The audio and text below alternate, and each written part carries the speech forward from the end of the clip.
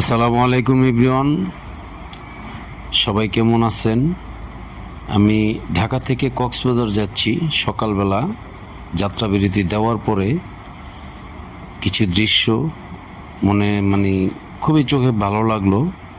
আশেপাশের যে দৃশ্যগুলা, এটা স্লিপার কোচ, গ্রিন লাইন পরিবহন।